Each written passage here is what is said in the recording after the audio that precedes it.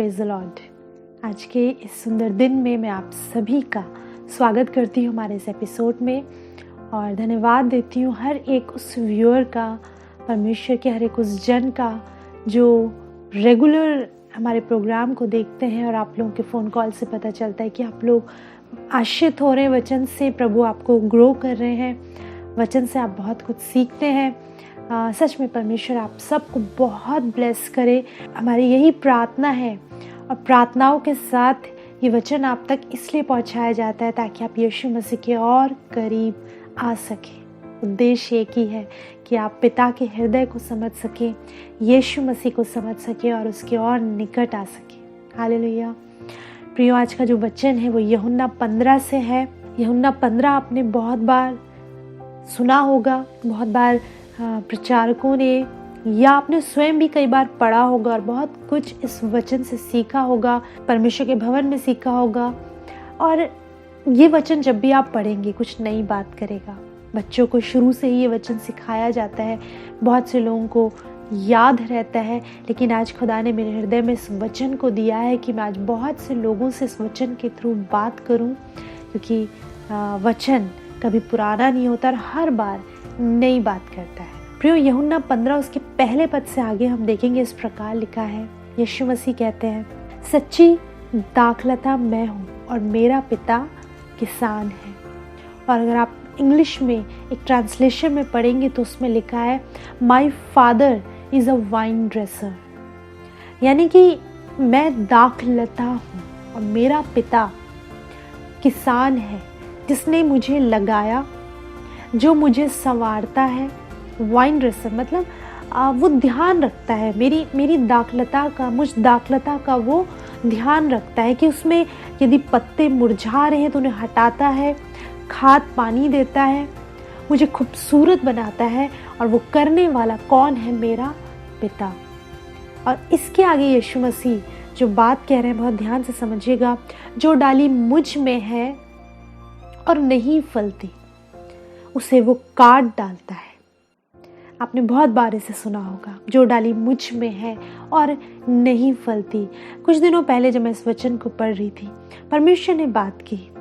कई बार आप मसीह में हैं, कई बार आपको लगेगा कि प्रभु मैं तुझ में हूँ, मैं वचन को पढ़ती हूँ, प्रभु मैं प्रार्थना करती हूँ, प्रभु दूसरे जिस प्रकार के पाप करते उन प्रकार के पापों में मैं नहीं हूँ, मैं पापों से अलग हूँ, मैं तेरे भवन को जाता हूँ, प्रभु मैं तेरी आराधना करता हूँ या करती हूँ। और आपको लगेगा, आप अपने जीवन को यदि किसी और व्यक्ति के साथ कंपेयर करोगे, आपको लगेगा मैं इससे बहुत अच्छा चल रहा हूँ, मेरी एक बहुत अच्छी वॉक है मसीह में, मैं दूसरों को वचन के बारे में सिखाता हूँ, मैं दूसरों को वचन के बारे में सिखाती हूँ, मेरा जीवन उस व्यक्ति से बहुत अलग है। और निश्चय है कि परमेश्वर मुझसे प्रेम करते हैं, निश्चय है कि सब कुछ बहुत अच्छा चल रहा है। पर आप जानते हैं प्रियो, यीशु मसीह यहाँ पर एक बात कह रहे हैं, और ये जो वचन है ये आपके लिए ही है, जो मसीह है, जो बातें मैंने कही, जो अपने मन में इन बातों को सोचते हैं, ये वचन आपके लिए। और वचन कहता है जो डाली मुझ में है, यानी कि यस आप यीशु मसीह में हो, यस आपने उसे ग्रहण किया है, यस आप उसकी आराधना करने वाले लोग हो, हाँ आप प्रभु के वचन को पढ़ने वाले लोग हो, हाँ आप प्रभु की राहों पर चलने वाले लोग हो। सारी बातें आपके भीतर है और आप दूसरों से बहुत उत्तम हो। पर किंतु उसके बाद यीशु मसीह एक बात कहते हैं, जो डाली मुझ में है और नहीं फलती। इसका अर्थ क्या है? आप मसीह में तो हो, यीशु मसीह में हो, पर आप फल नहीं रहे हो, फ्रूट्स नहीं दिखाई दे रहे हैं, फल नहीं दिखाई दे रहे हैं। आप जानते हैं यीशु मसीह एक बार अंजीर के पेड़ के पास गए और उन्होंने उसकी ओर देखा और देखा कि उसमें फल नहीं है, तो उसे कर्ज किया और वो तुरंत सूख गया। तुरंत उस पेड़ को उन्होंने सुखा दिया। क्यों? क्योंकि यीशु मसीह जब किसी व्यक्ति के पास आते हैं वो उसमें फ्रूट की अपेक्षा करते हैं। आप मसीह में हो, आप बहुत अच्छी चाल चल रहे हो, सब कुछ, बट फ्रूट नहीं है। फ्रूट का अर्थ क्या है? क्या अर्थ है फ्रूट का? फ्रूट का अर्थ है वो बातें जो एक मसीह व्यक्ति के जीवन में होनी चाहिए। क्रोध आपके भीतर से भी हटा रही है, झूठ आपके भीतर से भी हटा रही है।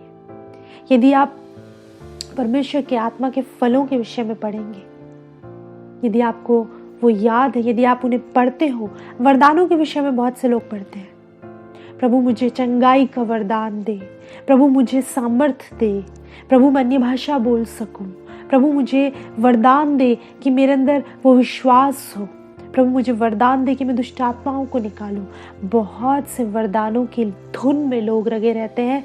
पौलुस कहता है जरूर इनकी धुन में लगे रहो, पर तुम्हारी आत्मिक उन्नति किस चीज से है?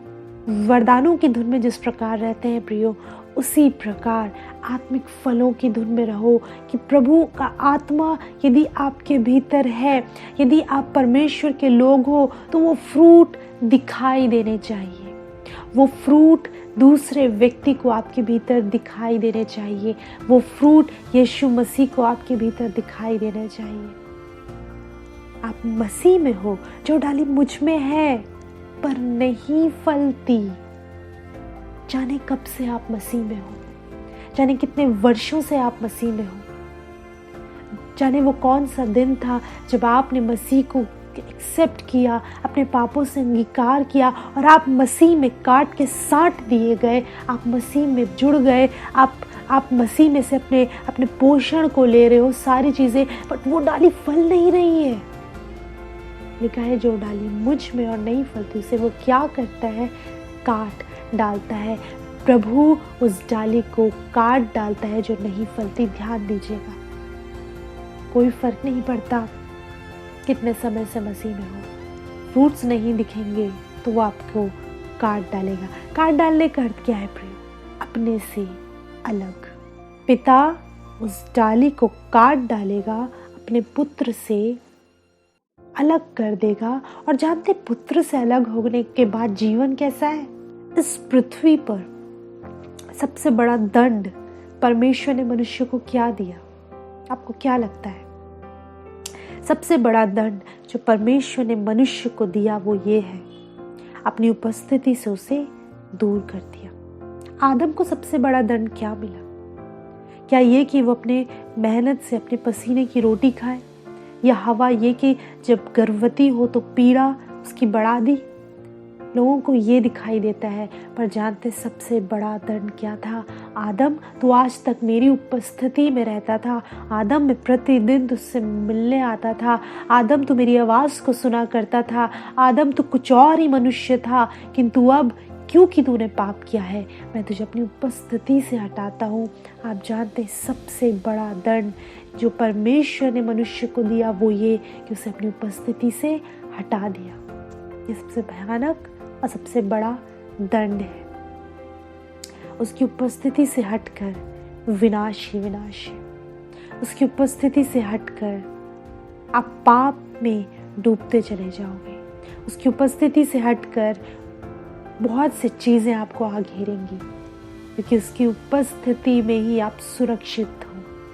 इसलिए परमेश्वर का दास दाऊद कहता है, जो परम प्रधान के छाए हुए स्थान में यानी कि उसकी उपस्थिति में बैठा रहे वो सर्वशक्तिमान की छाया में ठिकाना पाएगा। ठिकाने कर दिए वही उसका शेल्टर, वही उसका घर, वही उसका स्थान हो जाएगा जो उसकी छाया में बैठा रहे। यानी कि उसकी उपस्थिति को दाऊद समझ गया था कि प्रभु तेरी उपस्थिति से यदि मैं दूर हुआ तो तबाह और बर्बाद हो जाऊंगा, किंतु यदि तेरी उपस्थिति में रहा तो सुरक्षित हूँ, बना रहूँगा।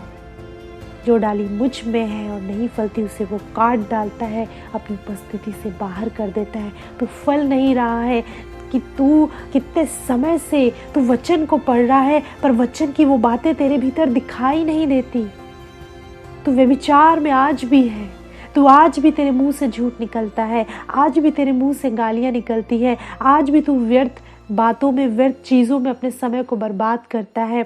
आज भी तू उन बातों में है जो एक संसारिक मनुष्य में है। तुझ में और एक संसारिक मनुष्य में कोई अंतर नहीं। तू है तो मसीह में, डाली तो मसीह में है किंतु तो फल नहीं रहा है, इसलिए वो उसे काट डालता है। दूसरी चीज लिखा है, और जो फलती है उसे वो छांटता है ताकि और फले। और यदि आप में फ्रूट्स दिखाई दे रहे हैं, यदि आप मसीह में हो और फ्रूट्स दिखाई दे रहे हैं, तो वचन में परमेश्वर का कलाम कहता है वो उसे छांटता है ताकि वो और फले।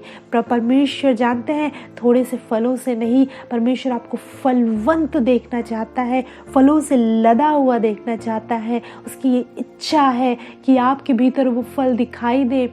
आप जानते हैं परमेश्वर के कलाम में मैंने भी आपसे कहा वरदान के बारे में हम बात करते हैं, फलों के बारे में नहीं। आत्मा के फल क्या है? प्रेम, आनंद, शांति, धीरज, कृपा, भलाई, विश्वास, नम्रता और संयम। ये वो फल है जो एक व्यक्ति के भीतर दिखाई देने चाहिए। वो संयम का आत्मा, वो विश्वास का आत्मा, वो प्रेम का आत्मा, वो शांति, वो सारी फल आपके भीतर दिखाई देने चाहिए। आप दूसरे व्यक्ति से अलग दिखाई देने चाहिए, आप फलों से भरे हुए दिखाई देने चाहिए। आपकी वाणी ऐसी होनी चाहिए कि जब भी आपसे कोई मिले वो अपने कष्टों को भूल जाए और कहे इस बहन से बात करके मेरे मन को शांति मिलती है, इस भाई से बात करके मेरे मन को सुकून मिलता है। जब आप दूसरों से बात करें और जब दूसरा व्यक्ति आपके अगेंस्ट कुछ बात कह रहा हो, आपके भीतर का वो क्रोध जब जुबान पर आने वाला हो और आप उसे रोक लें और आप अपने मुंह से उन कोमल उत्तरों को दे जिससे जलजलाहट शांत होती है, वो है वो फल जो आपके भीतर प्रभु देखना चाहता है। जब संसार विचलित हो, क्या होगा, कैसे होगा, चारों तरफ अशांति हो और आपके भीतर दिखाई दे वो शांति कि लोग कहें हम इतने शांत हैं, हम इतने परेशान हैं, पर कैसे ये इतना शांत रहता है, कैसे ये इतना शांत रहती है। प्रियो, ये है वो फल। जब आपके साथ के लोग झूठ बोल के आगे बढ़ रहे हो और आपके पास अपॉर्चुनिटी हो, मौका हो कि आप भी झूठ बोल सकते हैं, पर आप वहाँ पे रुक जाएं। आपके नहीं प्रभु मैं तुझ में हूँ और मुझे फलवंत बनना है, प्रभु मैं नहीं बोल सकता, और आप वहाँ पर रुक जाएं। यह है वो फल। प्रियो, आपके भीतर वो फल दिखाई देने चाहिए। और वचन कहता है यदि 1 या 2 फल दिखाई दे रहे हैं, आप जानते हैं वो छांटेगा आपको ताकि आप और फलो। यदि वो छांट रहा हो, जब थोड़ी बहुत प्रॉब्लम्स आ रही हो, जब थोड़ी बहुत परेशानियां आ रही हो, तब ये मत सोचिएगा कि प्रभु ऐसा क्यों हो रहा है, क्योंकि वचन कहता है वो छांटता इसलिए है ताकि तुम और फलो। आपके पिता की इच्छा है कि आप फलवंत बनो, और मैं सोचती हूँ कि इससे भली और कोई इच्छा नहीं कि वो अपने पुत्र को फलवंत देखना चाहता है। आप मसीह में हो और आप फल नहीं रहे हो तो एक गंभीर बात है प्रियो। सोचिए इस बारे में, कहीं ऐसा ना हो कि वो काट कर आपको अलग करे।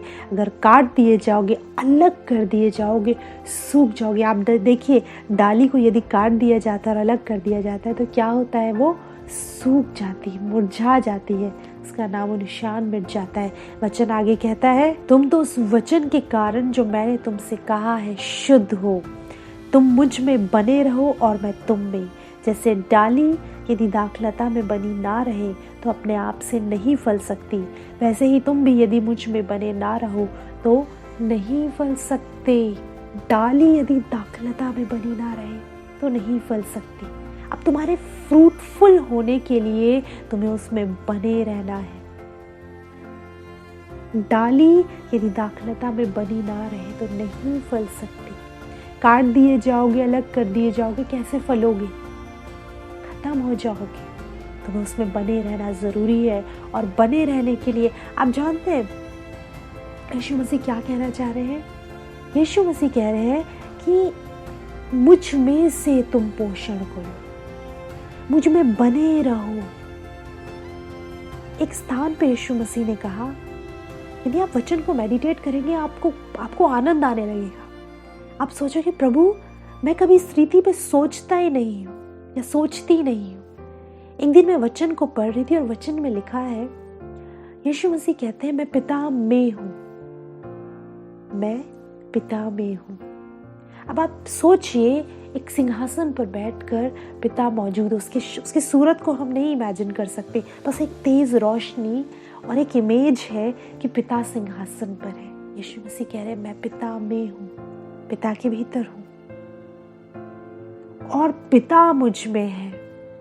यानी कि जब यीशु मसीह संसार में आए, अब उस सिंहासन पर की वो रोशनी, वो पिता की वो इमेज यीशु के भीतर है। स्वयं में परिपूर्ण परमेश्वर, वो शरीर में तो एक मनुष्य दिखाई दे रहा है, उसे आना पड़ा शरीर में ताकि वो आप सर मुझसे उन बातों को कर सके, उस प्रेम को हमें समझा सके, हमारी भाषा में, हमारी तरीके से वो पिता के प्रेम को हम तक पहुंचा सके।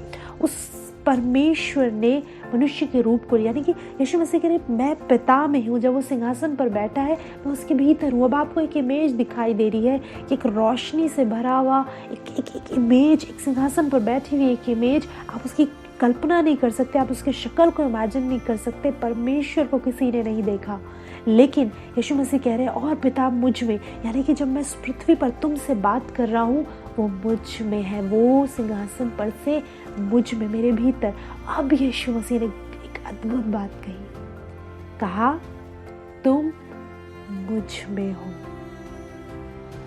पिता में मैं, मुझ में पिता और तुम मुझ में हो। अब आप जो है अपने आप को सोचिए, आप यीशु में हैं, आपके चारों तरफ आप उसके भीतर हैं, पिता के और यीशु के, और मैं तुम में। हालेलुया। वो परमेश्वर आपके भीतर है। कई बार बहुत सी चिंताएं करते हो, बहुत परेशान हो जाते हैं, कई बार बहुत भयभीत हो जाते हो, कैसे प्रभु, बहुत प्रार्थनाएं करी, कैसे। वो जो सिंहासन पर बैठा है, वो जो परमेश्वर का मेमना है, वो जिसने जगत के उद्धार के लिए अपने लहू को बहाया, वो जिसकी आंखें ज्वाला, जिसके बाल ऊन के मानिंद सफेद, जिसके बारे में प्रकाशित वाक्य में वर्णन करते हैं यीशु मसीह, यूहन्ना जिसके बारे में वर्णन करते हैं और कहते हैं कि जब मैंने उसके रूप को देखा उसके पैरों में मुर्दा सा गिर पड़ा, इस तरह का उसका रूप था। वो यीशु आपके भीतर रहता है।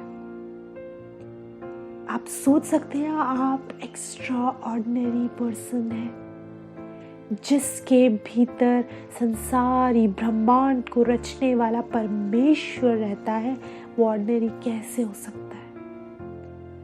आप दुष्ट चाहता, आप इस चीज को भूल जाओ। जब आप परेशानियों में पड़ो, आप दिक्कतों में पड़ो, आपके घर में कोई परेशानी चल रही हो, आप बीमारियों में हो, आप भूल जाओ। दुष्ट ये चाहता है आप कौन हो, आप अपने वजूद को भूल जाओ और आप एक सामान्य व्यक्ति की तरह सोचने लगो। ओ प्रभु कैसे, प्रभु मैं दुआ कर रहा हूँ, प्रभु ऐसे। आप परेशान हो जाओ। दुष्ट ये चाहता है, वो नहीं चाहता कि आप इस रेवलेशन को बनाए रखो, पकड़े रखो, इसमें जीवित रहो कि प्रभु यीशु मसीह मेरे भीतर रहता है।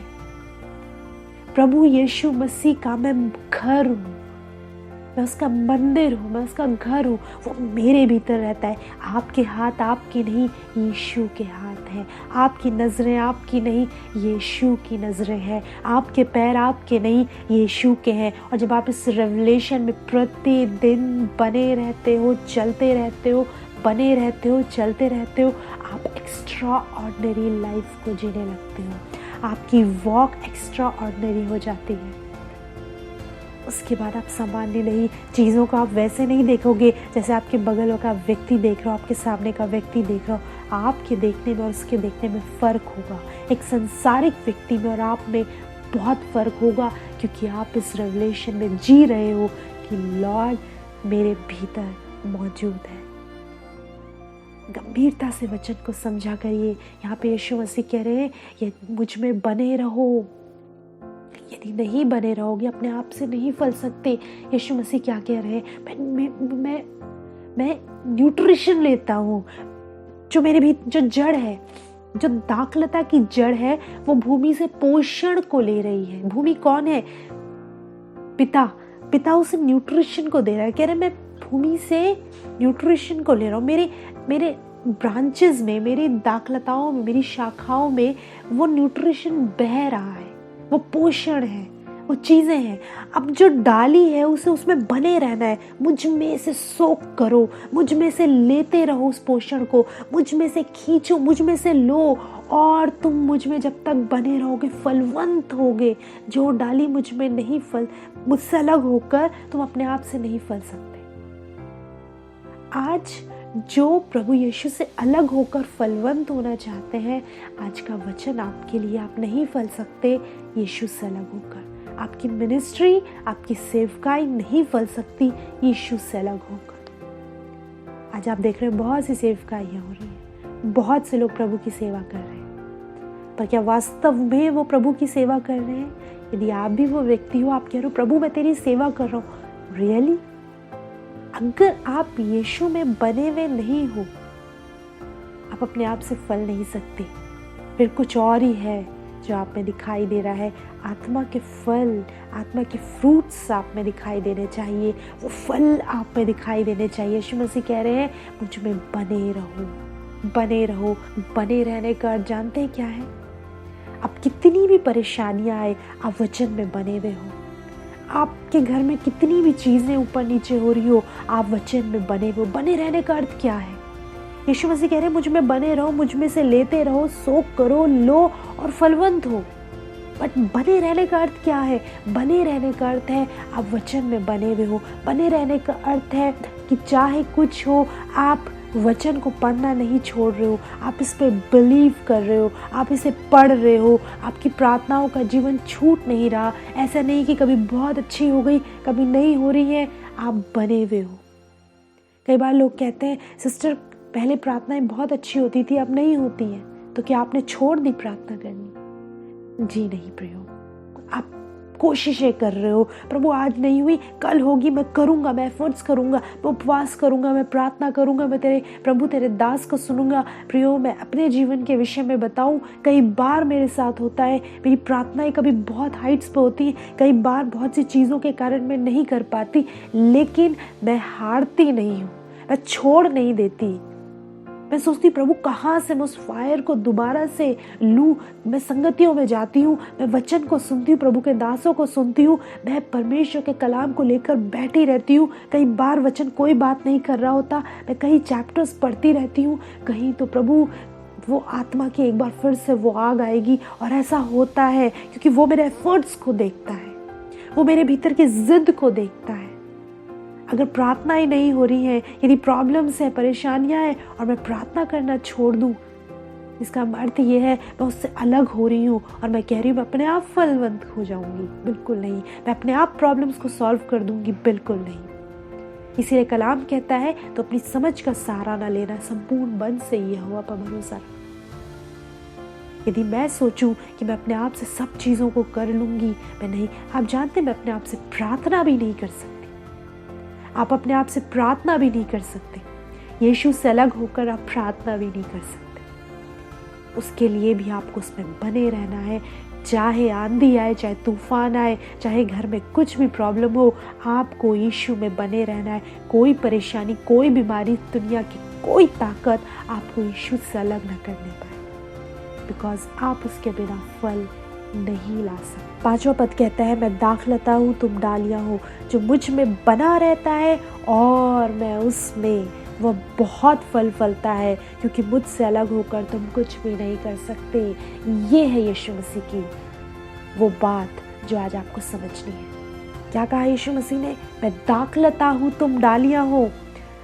जो मुझ में बना रहता है और मैं उसमें, यानी कि आप सिर्फ यीशु में नहीं बने हुए हो, आप जो उससे ले रहे हो वो आप में बना हुआ है। और जब आप एक दूसरे में बने हुए हो, यीशु मसीह कह रहा है वो बहुत फल फलता है। कई बार फैमिली में फंक्शन है, कई बार कोई तकलीफ है, कोई परेशानी है, कई बार आप बहुत ज़्यादा आपका बिजी रूटीन चल रहा है और आपने प्रार्थनाएं छोड़ दी, आपने वचन पढ़ना छोड़ दिया। कई बार आप सेवकाई में इतना आगे भाग रहे हो कि आपके पास समय नहीं कि आप दुआ करो। बने हुए नहीं हो। प्रियो, हालात कुछ भी हो उसमें बने रहिए। यीशु मसीह कह रहे नहीं बने रहोगे, अपने आप से नहीं फल सकते, क्योंकि मुझसे अलग होकर तुम कुछ भी नहीं कर सकते। इस बात को आप नोट कर लीजिए कि जो यीशु में नहीं बना वो अपने आप से कुछ नहीं कर सकता।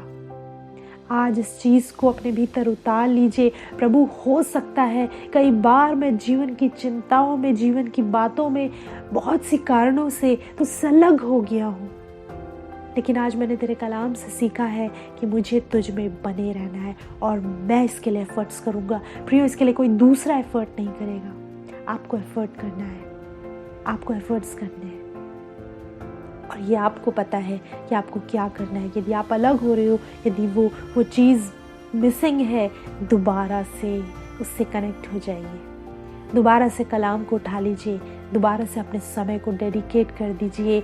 वही समय जो आपने प्रभु के साथ बांधा था, एक बार फिर से अपनी उस प्रॉमिस को, उस वायदे को याद करिए और खुदा के साथ उस संबंध में उतर आइए। हालेलुया।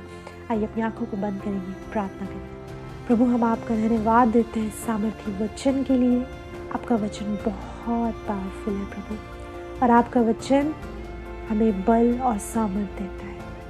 और आपके वचन में को यदि हम पढ़ रहे हैं, इसे रिसीव कर रहे हैं खुदावन, तो हम आप में बने हुए हैं। होने पाए प्रभु, आज आपके लोगों ने जब आपके वचन को सुना है, यदि किसी भी कारण से या आपसे अलग हो गए हो, आज के वचन ने इनसे बात करिए प्रभु। दोबारा से खुदा या आपके कदमों पर आ सके, दोबारा से आप में बने रह सके, और प्रभु संसार की कोई भी ताकत इन्हें आपसे अलग न करने पाए, क्योंकि आपका कलाम कहता है कि मुझसे अलग होकर तुम कुछ भी नहीं कर सकते। होने पाए प्रभु, आपकी बेटी, आपका बेटा दोबारा से आपके कदमों पर लौट आए। दुआ करती हूँ जिन बातों के लिए आंसू बहाते परिश्रम करते हैं, प्रभु यीशु मसीह में आपके नाम से हर एक आंसू को पोंछ डालती हूँ। आपके नाम से कहती हूँ प्रभु, आपकी शांति, आपका सुकून इस परिवार में आए। आपके नाम से कहती हूँ प्रभु, इनके बंधन टूटे, ये आज़ाद हो सके, इनकी परेशानियाँ दूर हो सके, इनकी परेशानियाँ दूर हो सके प्रभु, और ये आपके विश्वास में, आपकी बातों में और अधिक आगे बढ़े। सारी चिंताओं को दूर करें खुदावन, और बड़ी गवाही इनके परिवार से मांग लेती हूँ। प्रार्थना यीशु के नाम में पिता से मांगते हैं, आमीन। Praise the Lord, hallelujah. विश्वास करती हूँ प्रियो, आज खुदा ने अपने कलाम से आपसे बात करी है, और हर बार की तरह यदि आपके अनुभव, आपकी टेस्टमनीज़ हैं, आप बात करना चाहते हैं, तो आप हमारी कॉन्टैक्ट डिटेल देख होंगे, हमें कॉल कर सकते हैं। और हमारे एपिसोड यूट्यूब पर भी अवेलेबल है, आप वहाँ भी सुन सकते हैं। ट्रू शेपर्ड मिनिस्ट्रीज़ आप टाइप करिए, और वहाँ पे प्रभु बहुत से वचनों के थ्रू आपसे बात कर रहे हैं, और यदि आप सुनेंगे तो परमेश्वर बात करेंगे आपसे। प्रियो, यदि आप लोग चाहते हैं कि हम आपके भवन में आके, आपकी कलीसिया में आके प्रभु की सेवा करें, या आपके शहर में आके परमेश्वर के कलाम को शेयर करें, आपसे बात करें, तो आप जो कॉन्टैक्ट नंबर है आप उसमें हमें कॉल कर सकते हैं, और हमारी जो प्रेयर वॉरियर्स हैं, हमारे साथ के लोग आपके पास आएंगे और आपके लिए प्रार्थना करेंगे और वचन की सेवा करेंगे। आप ज़रूर से कर सकते हैं, स्क्रीन पर कॉन्टैक्ट डिटेल है। और ये हमारा प्रोग्राम एवरी सैटरडे और मंडे दोपहर 12 बजे आता है, आप ज़रूर से देखिए और प्रभु के कलाम से आशीषित होइए। अगले सप्ताह प्रियो हम आपसे दोबारा मुलाकात करेंगे। तब तक प्रभु यीशु मसीह में आप सभी को हमारा